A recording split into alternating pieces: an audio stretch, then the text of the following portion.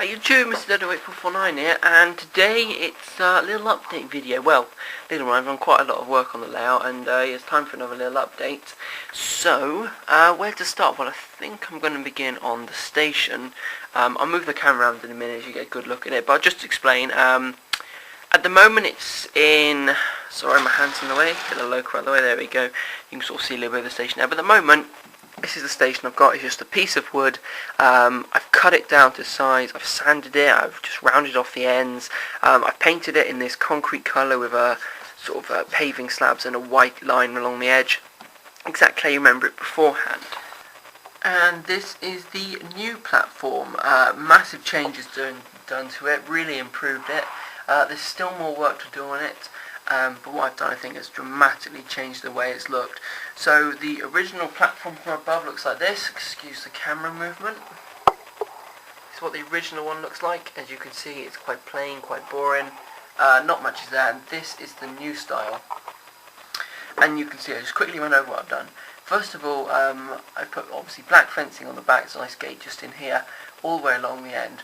As we come towards the front, I've actually added paving slabs. Those are the equivalent of 60 centimeters by 60 centimeters paving slabs. I've scaled it down to the correct size and everything, so that's all good. And then in the gaps between them, I've added obviously black lines, and then I've added a little bit of grass in some places, like it's just growing through slightly, as you can see. Sort of did it randomly all the way along. The next thing I've done is I've added white lines. You can just see the lines here, there. So I've created like big paving slabs along the front, which would be the equivalent of a metre long. On the white edge, it's not that clear, but when you're not looking through the camera, it is quite clear. And finally, I've added a brick wall to the front, which is kind of well, it's black instead of red brick. It's grey and black brick. A few other colours in there, and I think it looks really, really good. I'll take a photo of that to give you a good look of how the station looks. But I just, a few of bits I need to show you on the station I've done. So this is the next thing I've done on the station, is I finally got round to fixing, or should I say modifying, my footbridge. Now this is the, who would it be? It'd be Super, I can't remember, Super Kits or Super Models, something like that. That'd be the Super Models kit. Footbridge, covered footbridge, the GWR design, and obviously what I've done is I've cut the top of it. I've then cut down the sides to create handrails. I've then extended it in the middle. This is not finished. I still need to do more work, but I decided to show you it in this stage before I painted it or anything. But as you can see, I've now extended it from a 2-track bridge to a 3-track bridge, and if I hold it this way, you can see what I've done. I just extended it in the middle, cut it in half. It's actually worked really well. It's nice and strong, and it now fits from one platform to the next one, leaving enough room for locos to run underneath. And I'm planning on placing it about there somewhere, towards that far end of the platform. So that's now looking really, really good. In fact, greatly improved from what it used to be. I'll come back slightly. You can sort of now get a look down the track, and you can see that the platform's coming on really nicely. So I want to get this one here to the same stage as that one before I carry on. What I'd like to do is to paint some of these slabs a different colour to weather them down, and the same goes for the white edge. I want the station to be like an old looking one, but the plan for this side is to have a black fence running down the middle of the station to separate the two halves, just with openings every now and then so people could walk between each of them, just to separate up the branch line from the main line, and I think it looks good. And the idea here is just it's going to have the steps obviously come down to the station, then I'll leave an inch gap, which would be the equivalent of about 2 meters in real scale, and then I'll just start the fence going all the way along, and then have a gate sort of after about 20 centimeters and a gate, 20 centimeters and a gate all the way along. Then I can add a bit of canopy, seating, signs, a clock, things like that. I can all of that at a later date. But that's what I'm thinking. I'll have a look and see how it looks. If it doesn't look right at all, then I just won't bother with any fencing on this side. But we'll have a look and see if it looks good or not. So this is the next thing I've done. If you remember in my I'm back video, as I titled it. I said I brought 2 items and then a third one you'd see in the update. Well, this is the third one right here. It's an above, it's an above baseboard or above track point motor rather than an under one. Now the reason I've had to put it above is because right underneath this point is the main support. You can just see it there that holds the baseboard nice and rigid. So obviously I couldn't drill through that because it's quite a large chunk of wood. So I had to go for the above baseboard one. Now obviously I need to hide this somehow. Somebody suggested putting like a coal station on top of it. A few other people said buildings, things like that. But in the end, there's just not enough room to fit anything in there. So I thought just leave it open. If I want to, I can dull it down. It's quite shiny at the moment. I might dull it down, change the colouring a little bit, and I think that will improve it.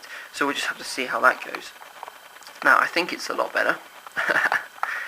He says it's looking quite good at the moment. I think just a layer of brown paint on the top and on this curvy bit here a little bit of black paint, then just cover up these wires that you can see here with a bit of shrubbery and stuff, and it actually looks okay, and it does work. I've wired it into my baseboard, I've wired it into my control panel, and I'll just bring a loco over it like so, and then if I flick the point it works absolutely fine. And yeah, there we go. So it's really good. It just works perfectly, which now means every single point on my layout at the moment can be controlled from the control panels I've built. I've had a few people asking about those, how I made them, so I don't think I've done like just a plain tutorial on it. So I'm going to do one very quickly just to show you how I built the control panel for the points, and then just show you all the wiring and stuff underneath in the same video so you can sort of see how it all works. But yeah, I'm really happy that's worked nicely. I really would recommend this point for people who don't really want to bother drilling holes and stuff under your baseboard. These will go on top of the baseboard. They might not look quite as realistic because obviously they're above the board, but they work absolutely perfectly and I have no problems with them, so I really recommend that. Very easy to fit. In fact it's easier than the underneath ones to fit because you just line it up. You make sure you've got clearance on the pieces that move, which is in case it's just the arm here, and then you use pins that you hold your track down with to hold this down, and it just works basically as simple as that. So then YouTube, before we move on to the next bit of the update, I'll just give you a quick one-over shot of the whole of the station and platform area, and you can see it's now coming along really nice. It's looking really good, and it's such a big improvement for the back ones compared to the front platforms. They just look so much better on the back there. Hopefully I'll get them all the same, and there's just a bit of fine tuning, leveling out all the platforms again and so on, but that should be okay and should go really well. So just got to do the front ones. Slight problem with these, I can't lift them out because they've actually been stuck into the track, and if I lift them out I'm worried I might pull all the ballast off, so I'm just going to work on them in place. It's not really cause any problem or anything, it works absolutely fine. So we're just going to move on to the next bit now. I've got a little stop motion video here which should give you an idea of what I've been doing.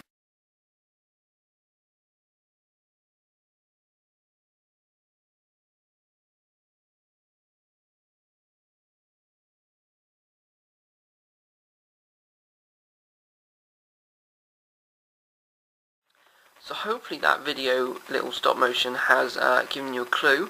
Let's swing around now and have a look. Won't fit in one shot. Anyway, as you can see, I'll just keep the camera moving. You can see I've been doing a lot of work on the scenery, on this side on this side basically. And as you can see, it's all been covered over with paper mache. I use that as opposed to plaster cloth because it's cheaper basically, and it does the same job. Maybe not quite as hard. But anyway, it sort of gives you the idea, the sort of shape I'm going for with the design. And you can see, if I move the loco out of the way, oh hang on, I've got another loco moving.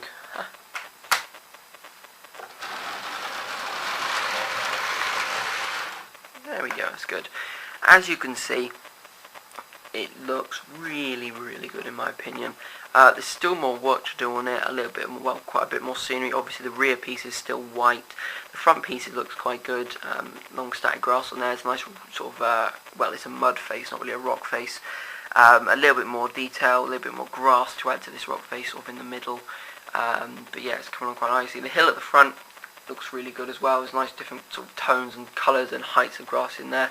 Be nice and flat and smoothed over. I'm not quite sure. I might put animals in that and make it into a little field or something like that, but just see how it goes. I've also started the ballasting on the track. I've kind of run out, so I need to go get more. So I've just done the inside edge, and you can see here. The reason I did that is so I can carry on doing scenery on this piece without having all the ballast there, obviously. But yeah, it's looking really, really good. Now, there is one piece of scenery which I've got to add. I'm going to move the camera first to give you a better angle. So in this angle you can see basically how it all looks, and I'll take a few photos of this in a minute and you'll be able to see some good angles and good pictures. The only one piece of scenery that's missing is this, which eventually will sit in there like that and be stuck down properly, but I kept it off at the moment so I could basically paint the inside of that black to look like a tunnel, as that's what it's going to be. That is a tunnel. Basic idea is to have the rear two tracks, which are just, there you can see one of them, to disappear onto the next baseboard. They're going to be completely gone, and this front track is just going to be the only one you can see, and it's going to weave around a bit.